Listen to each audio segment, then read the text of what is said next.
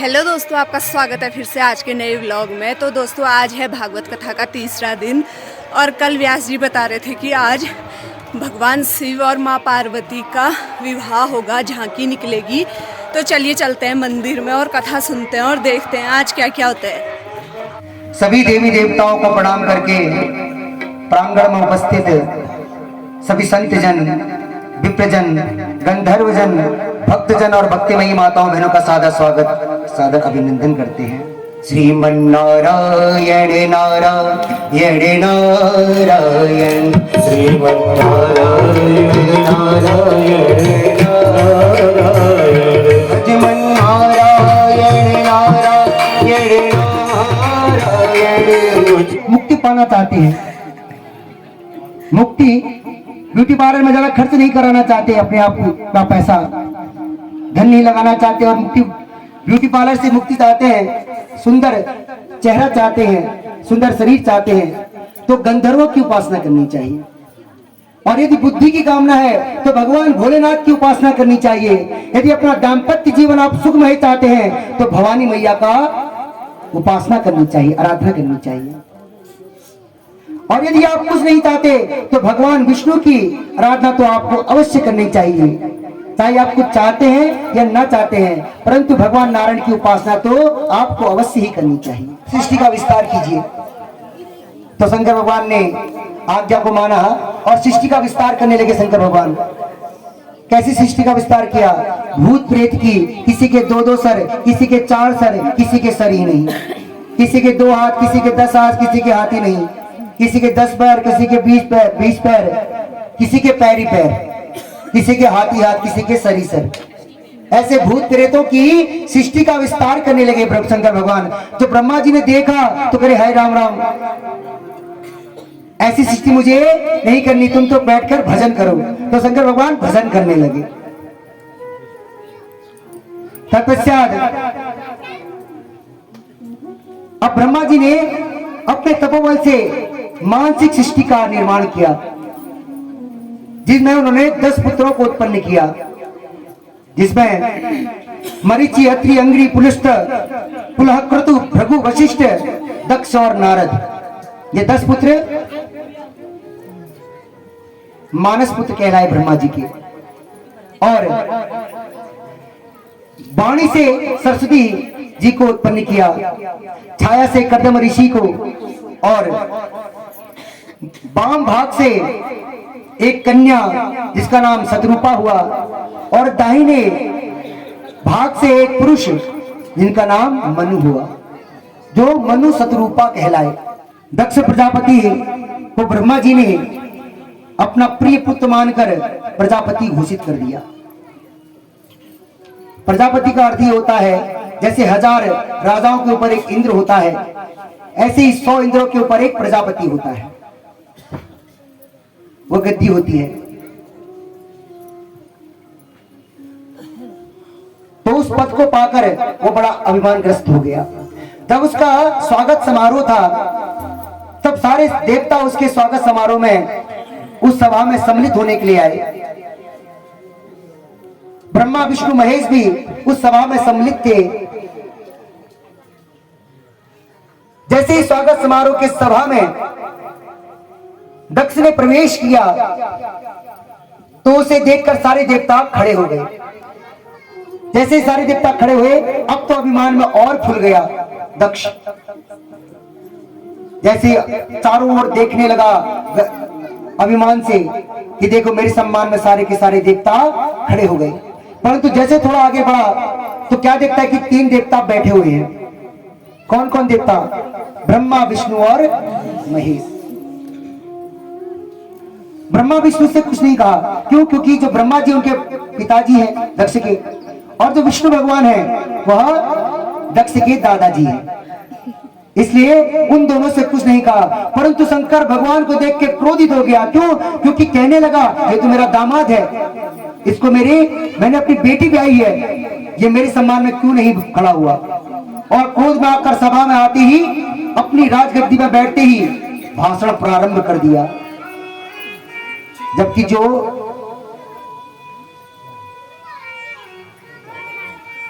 वशिष्ठ होता है, जो मेन अतिथि होता है, वह सबसे लास्ट में भाषण देता है। परंतु वह आते ही भाषण क्रोध में आके भाषण देने लगा, कहने लगा सूयताम ब्रह्मर्षयो में सहदेवा सहाग्नया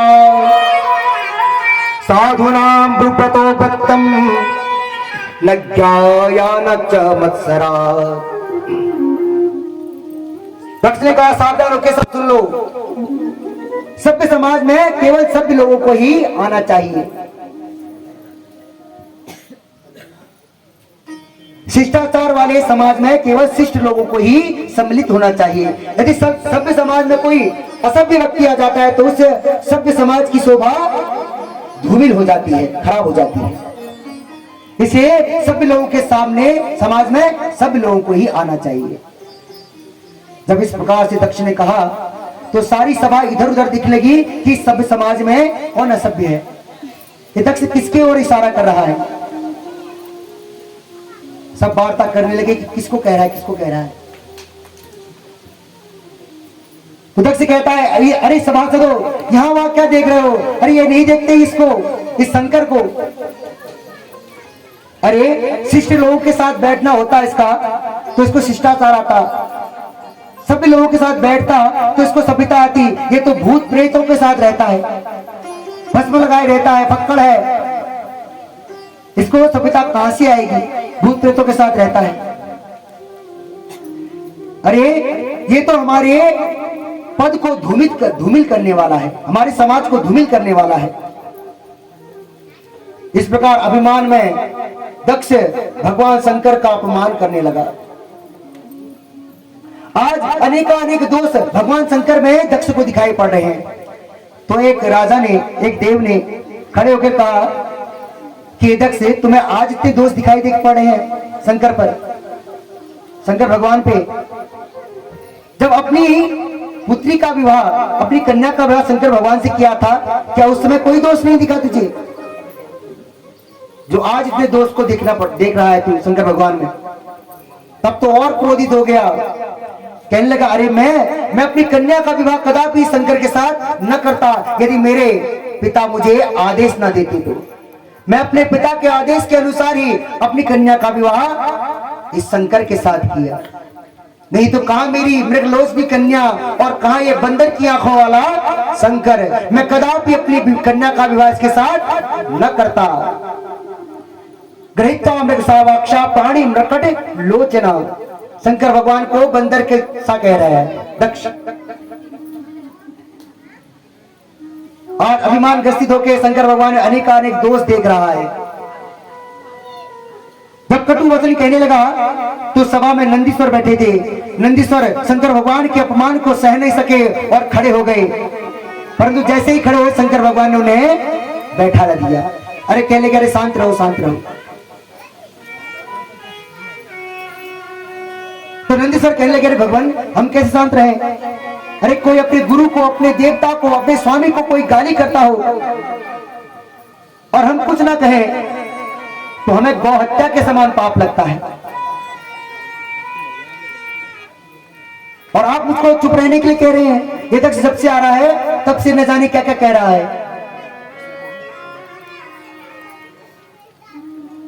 जो अपने स्वामी का, अपने देवता का, अपने इष्ट का बुरा भला सुनता है उसे गौ हत्या के समान पाप लगता है। नंदीश्वर कहते हैं हरि हरि निंदा सुनहि जो पाना। हरि हरि निंदा सुनहि जो पाना। हरि हरि निंदा सुनहि जो पाना। हरि हरि निंदा सुनहि जो पाना। हरि हरि निंदा सुनहि जो पाना। होय पाप गौ हाथी समान। होय पाप गौ हाथी समान। नंदीश्वर कहते हैं मैं गौ हत्या के बराबर पाप लगेगा। परंतु भोलेनाथ कहने लगे, मुस्कुरा पड़े, कहने लगे अरे भैया अरे बैठ जाओ बैठ जाओ। कोई बात नहीं है, गाली दे रहे हैं तो कोई बात नहीं, हमारा ससुराल है और ससुराल में गाली तो सुननी ही पड़ती है। अब ये अलग बात है कि शादी के समय गाली पड़ती है, अब ये शादी के बाद दे रहे हैं। तुमने वो छेड़ना ही साथ में, जैसे इंडिया का गेट वैसे वर्जी का पेट, जैसे क्रीमोड़ के कांटे वैसे वर्जी के फाटे।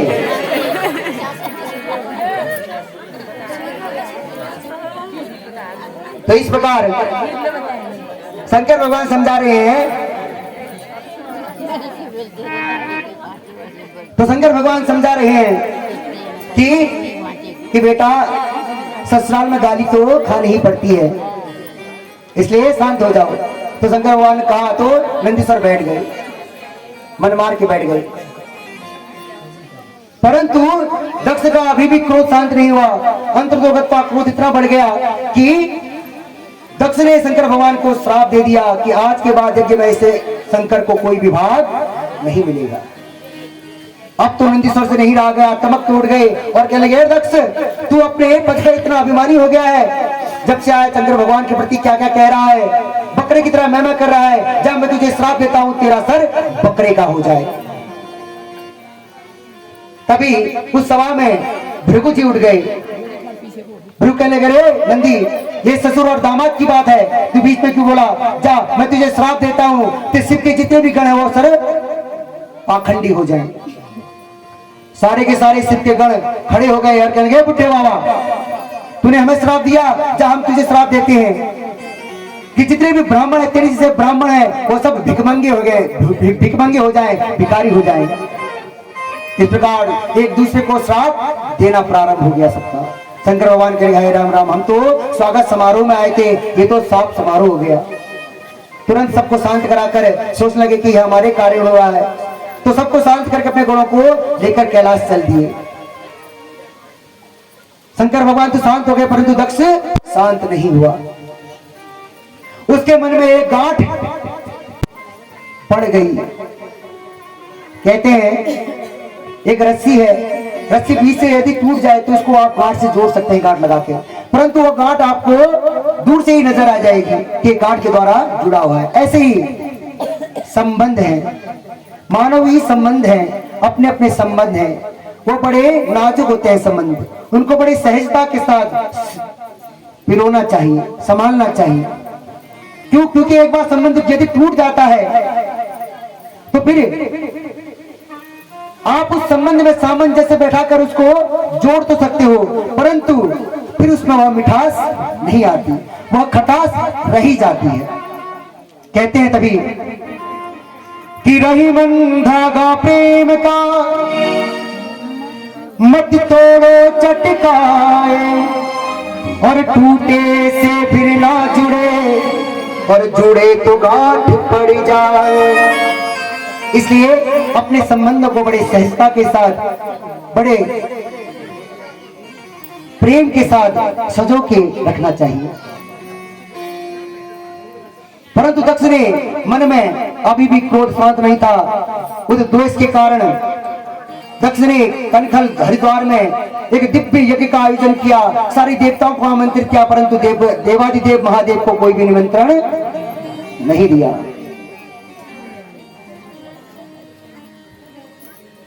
जब यज्ञ का समय आया तो सारे देवता अपने विमान में बैठकर अपने देवांगनाओं के साथ कैलाश पर्वत की ओर से अपने विमानों को ले जाकर दक्ष के यज्ञ में जाने लगे। दिखाए फिर ज्यादा हम जम रहे हैं वहां।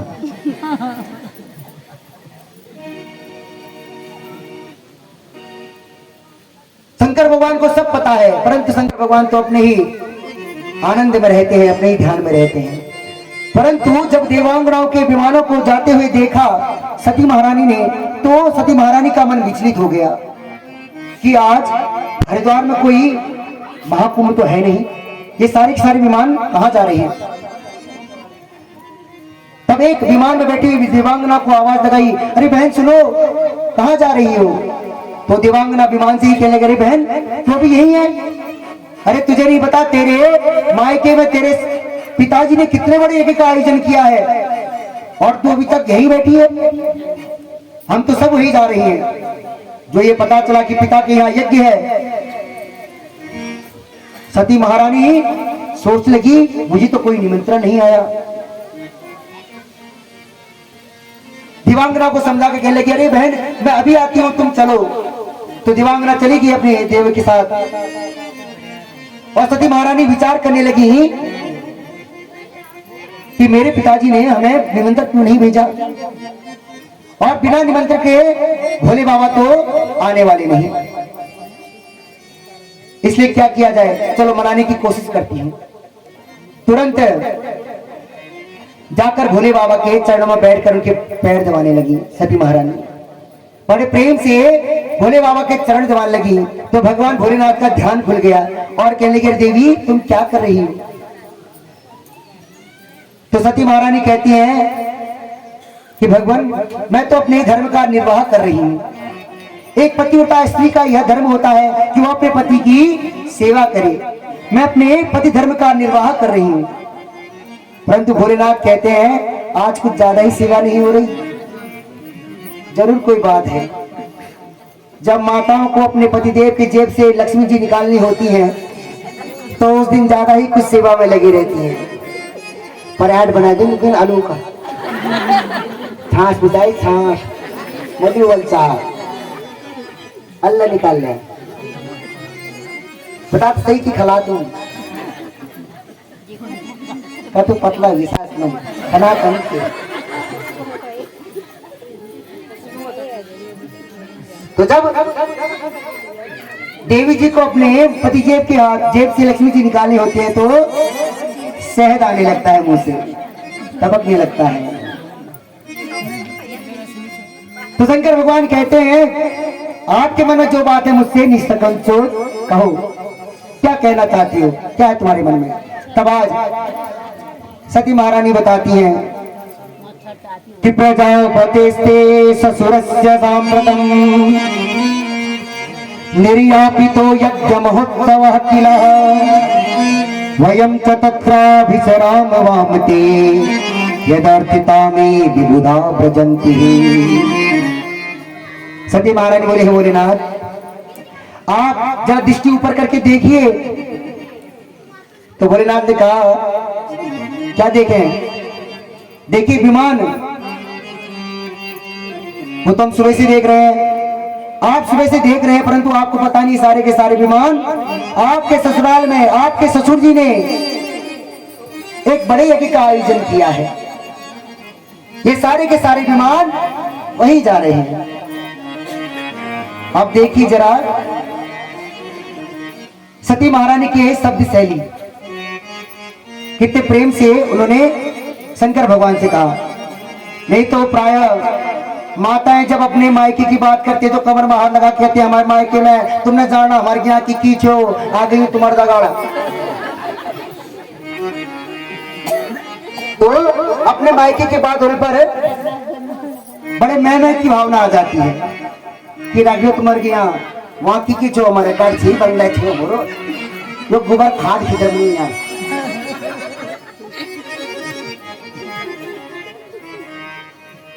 तो मायके की बात आने पर मैं क्या ज्यादा भाव आ जाते हैं। परंतु देखिए सती महारानी क्या कह रही है, कह रही है कि आपके ससुराल में आपके ससुर जी ने, ये नहीं कह रही कि मेरे पिताजी ने मेरे मायके में, ये नहीं कहा, ये कहा कि मेरे आपके ससुराल में आपके ससुर जी ने एक यज्ञ का आयोजन किया है। क्यों? अपनत्व प्रदान करने के लिए, क्यों उनको अपनत्व लगे। शब्द शैली देखिए, सीखिए कोई सती महारानी से शब्द शैली। इसी के बोले हाँ आज बैठे कमर में हाथ लगा बेजन बोलिया।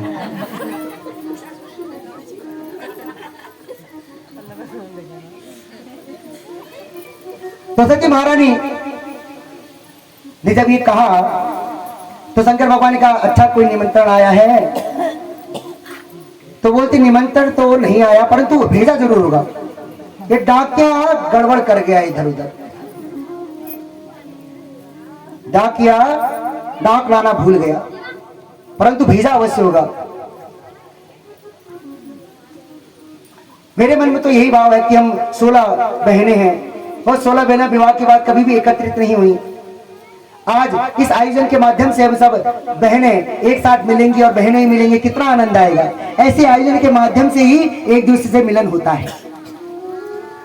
आप भी चलेंगे तो आपको बड़ा आनंद आएगा। तो शंकर भगवान कहने लगे कि देवी तुम सही बात कह रही हो कि ऐसे आयोजनों में ही अपने स्नेही जनों से मिलन होता है, बड़ा आनंद आता है। परंतु आनंद कब आता है? जब हम अपने प्रेमी जन के पास जाएं और वो हमें देख के प्रसन्न हो जाएं। परंतु हम वहां गए और वो हमें देख के मुंह बनाने लगे, मुंह फुलाने लगे और हमारे आंखों में भी अंगारे होने लगे उन्हें देखकर, तो ऐसी जगह पर कदापि नहीं जाना चाहिए, चाहे सोना ही क्यों नहीं बरस रहा हो। कहते हैं आवत ही हर से नहीं और नैनन नहीं स्नेह और तुलसी तहां न चाहिए चाहे कंचन बरसे नेह। जहां आपका सम्मान नहीं वहां कदापि आपको नहीं जाना चाहिए। कतुक जल्दी क्यों तुम ले आए? इस बात जल्दी समझ में हो तुम्हारी।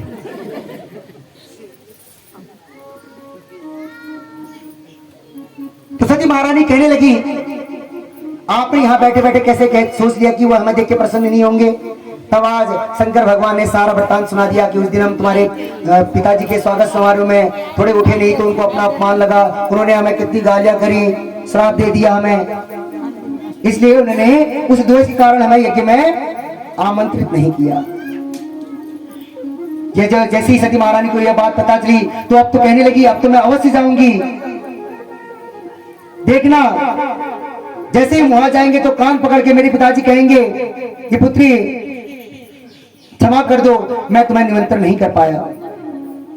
परंतु शंकर भगवान ने जैसे ये वृत्तांत सुनाया तब तो कहने लगी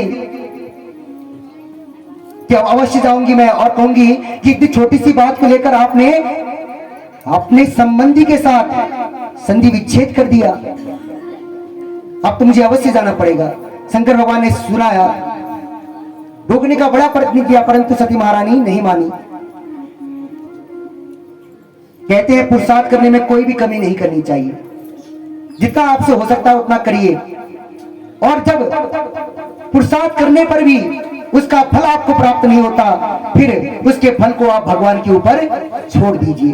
शंकर भगवान ने भी ऐसे ही समझाया। जब सती महारानी नहीं मानी तो सब भगवान राम पर छोड़ दिया। कहने लगे हो यही सोई जो राम रचिरा, सोई जो राम रचिरा, राम रचिरा, सोई जो राम रचिरा, सोई जो राम रचिरा, बड़ा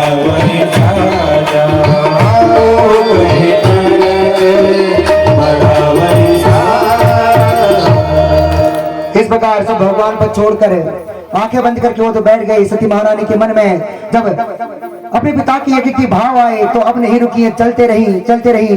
शंकर भगवान ने आंख खोलकर देखा तो क्या देखा, सती महारानी दूर पहुंच गई हैं। तो अपने गणों को सती महारानी के पीछे पीछे उनके सहयोग के लिए भेज दिया। सारे गणों को लेकर सती महारानी अपने पिता के यज्ञ भवन में आई। जैसे ही यज्ञ भवन में पहुंची तो जितने देवता उन्हें पहले दंडवत किया करते थे वही सती महारानी को देखकर अब मुंह मोड़कर खड़े हो जाते हैं, उनकी तरफ पीठ दे देते हैं, प्रणाम भी नहीं करते, पीठ दे देते हैं। क्यों? क्योंकि दक्ष का सत्ता आदेश था जो भी शिव संबंधी के साथ संबंध रखेगा वह मेरा शत्रु होगा। इसलिए सारे देवता सती महारानी को देख के मुंह मोड़ लेते हैं, प्रणाम भी नहीं करते। परंतु सती महारानी इस अपमान को सह लेती हैं। थोड़ा आगे जाते हैं तो इटलाती उनकी बहन मिलती है। अरे बहन तू अभी आ रही है, हमने सुना तुझे निमंत्रण नहीं दिया। अरे तुझे निमंत्रण की थोड़ी आवश्यकता है, अपने घर के लिए भी कोई निमंत्रण की आवश्यकता होती है। देखता हम कब से आ गई है, तूने बहुत अच्छा किया तू आ गई। इटला की मिली, परंतु उन बहनों से भी मन हटाकर सती महारानी ने, कहते हैं मायके में यदि सबसे ज्यादा महत्व किसी का होता है तो वह मां का होता है। तो सबसे मन हटाकर अपनी मां प्रसूति से मिलने के लिए सती महारानी उनके कक्ष में गई। और यदि सती के न आने से किसी को हार्दिक कष्ट हुआ था, दुख हुआ था, तो वह उनकी मां प्रसूति जी को हुआ। इतना यज्ञ हो रहा है, परंतु वह अपने कक्ष में बैठी बैठी अश्रुपात कर रही हैं कि मेरी सबसे छोटी पुत्री नहीं आई।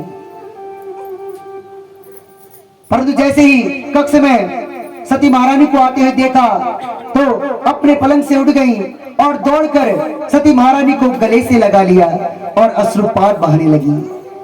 सादर भलही मिली एक माँ, सादर भलही मिली एक माता, सादर भलही मिली एक माता, सादर भलही मिली एक माता, सादर भलही मिली एक माता, भगेरी बहुत मुस्काना, भगेरी। अपनी माँ के आलंग में सती महारानी आई, तब उनके थोड़े अपमान, जो अपमान हुआ था उनका, तब उनका अपमान को कम लगा। माँ से आलंगित करके, माँ से गले मिलकर उनका दुख थोड़ा कम हुआ। परंतु फिर देवताओं द्वारा अपमान का ध्यान आया तो तुरंत यज्ञशाला में चली गई। जैसे यज्ञशाला में प्रविष्ट हुई तो दक्ष ने देखा कि मेरी पुत्री सती आ गई है। तो शिव संबंधी होने के कारण दक्ष ने भी उनसे मुंह मोड़ लिया, उनकी तरफ पीठ कर दी। सती महारानी इस अपमान को भी सह गई, परंतु जैसे यज्ञशाला में दृष्टिपात किया तो क्या देखती हैं, छोटे से छोटे देवता का भी भाग सुव्यवस्थित रूप से उस यज्ञ कुंड में रखा गया है, यज्ञशाला में रखा गया है, परंतु देवादिदेव महादेव का कोई भी भाग नहीं है। एक पतिव्रता स्त्री अपना अपमान तो सह सकती है, परंतु अपने पति का अपमान नहीं सह सकती।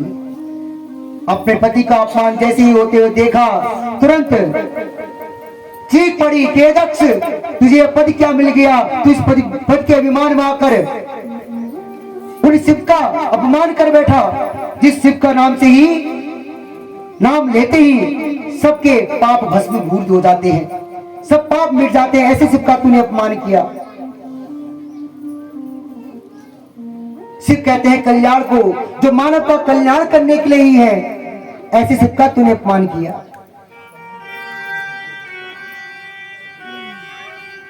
हे दक्ष, तू शिवद्रोही है और मैं एक शिवद्रोही के शरीर से उत्पन्न हुई हूं। ये शरीर तेरा दिया गया हुआ है, इसलिए अब मैं इस शरीर को धारण नहीं करूंगी। क्यों? क्योंकि तू मेरे प्राणधन, मेरे प्रियतम, मेरे सर्वस्व,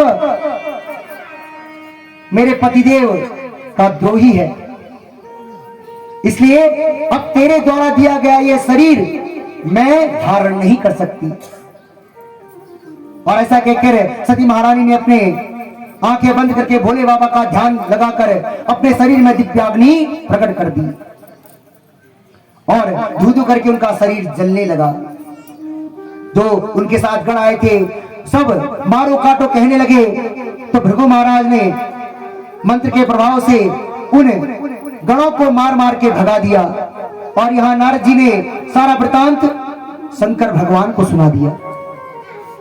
जैसे ही सती महारानी के दग्ध होने की बात शंकर भगवान ने सुनी, तब तो क्रोध में आकर अपनी एक जटा उखाड़ कर पृथ्वी पर दे मारी, और जैसे ही वो जटा पृथ्वी से टकराई तो उस जटा से एक विकराल पुरुष प्रकट हो गया। उसके आगे लाल लाल हाथ में त्रिशूल, भोले बाबा के समान हाथ जोड़ के कहने लगा, मुझे क्या आदेश है भोले बाबा? भोले बाबा कहने लगे ते भोवीर ते भद्रम, तभी से उनका नाम वीरभद्र हो गया। बोल वीरभद्र भगवान की। शंकर भगवान कहने लगे दक्ष से यज्ञम सही, दक्ष के यज्ञ में जाकर उसके यज्ञ को उसके साथ ध्वस्त कर दूं। वीरभद्र बेग के साथ गए, यज्ञशाला में जितने देवता थे उनको मार पीट कर भगा दिया और अंत में दक्ष का बारी आई जब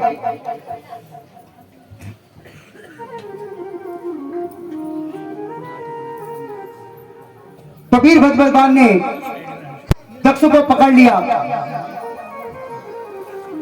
और अपनी खड़क से उसके धड़ को उसके सर से अलग कर दिया और उसके सर को उस यज्ञ कुंड में भोले बाबा का नाम लेकर स्वाहा कर दिया। वो शंकर भगवान की।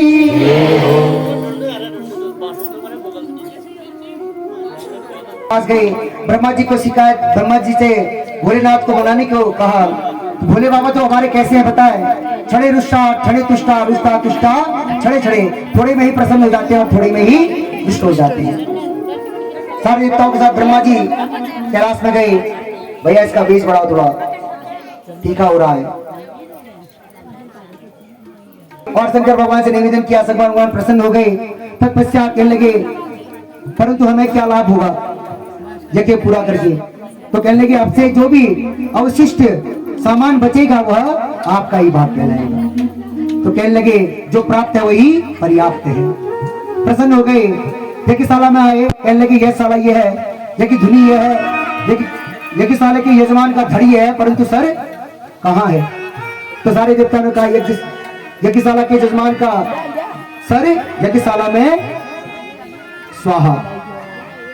तब शंकर भगवान ने उनके सर को बकरी का सर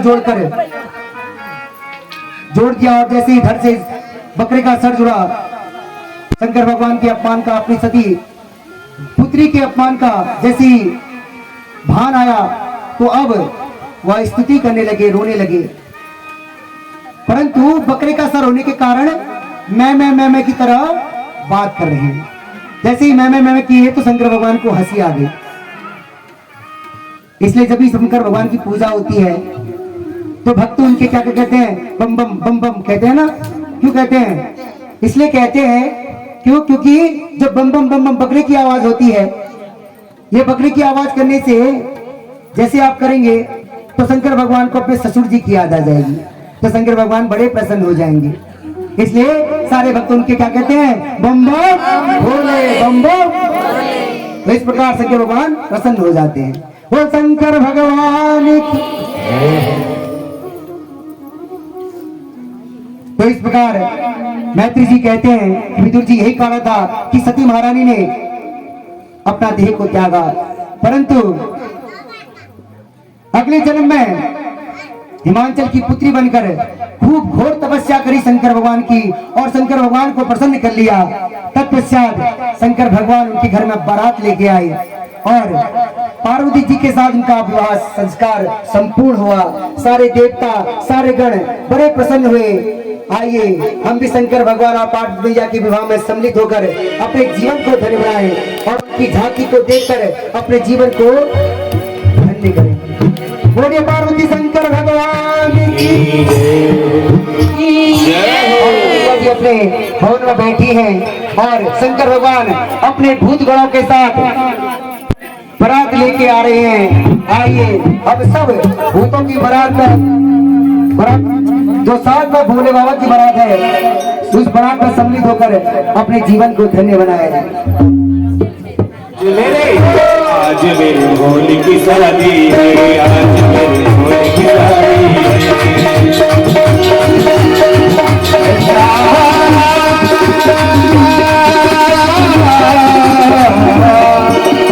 ऐसा लगता है जैसे संसार की शादी है। आज मेरे भोले की शादी है, आज मेरे भोले की शादी है। शादी है मेरे भोले की शादी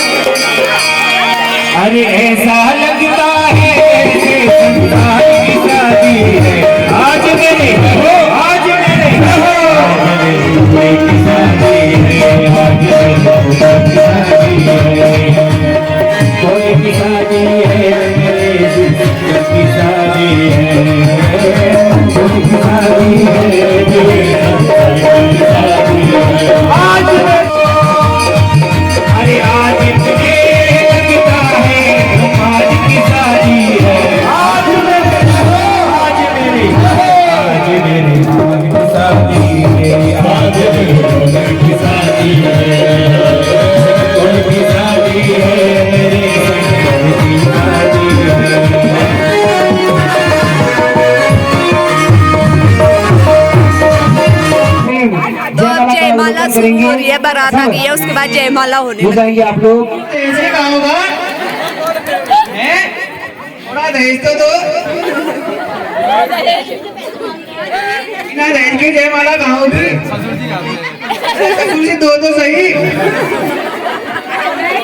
दे दो ये खाली करो। ये भैया को दो, एक छोटे गण को दो। एक महिला गण भी आई है, पुष्पा। महिला पुष्पा झुकेगी नहीं। बोल दिया ये। आगे सप्रेम भगवान शंकर और पार्वती जयमाला हो रही है। पहले पार्वती जी शंकर भगवान के गले में माला डालेंगे आराम से। हरि ओम भद्रं कर्णेभिः देवावरं वसेवां सवितरं सुजवीरं गरुडवागं सत्तमो बिंदश्रीमहि देवहितं जनायुः। बोले पार्वती शंकर भगवान की आगे सप्रेम तिलक करेंगे सब, बैठ जाएंगे आप, तिलक करेंगे सब।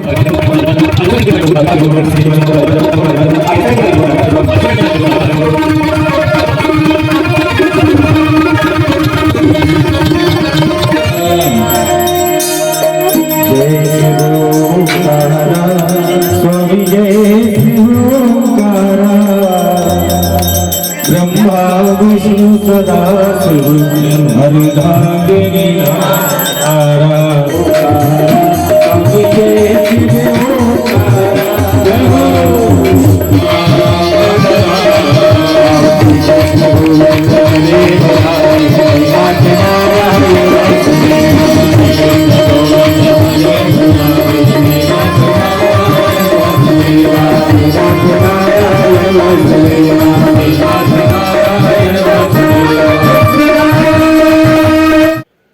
तो दोस्तों ये था आज का व्लॉग। आपको कैसा लगा कमेंट में ज़रूर बताइएगा। व्लॉग आज बहुत ज़्यादा बड़ा बन गया है क्योंकि आज शिव पार्वती का विवाह हुआ, बहुत सारी चीज़ें हुई, कथा भी सुनाई गई। तो आप लोग पूरा देखिएगा और कमेंट में बताइएगा कि आपको कैसा लगा। मिलते हैं जल्दी से कल के व्लॉग में।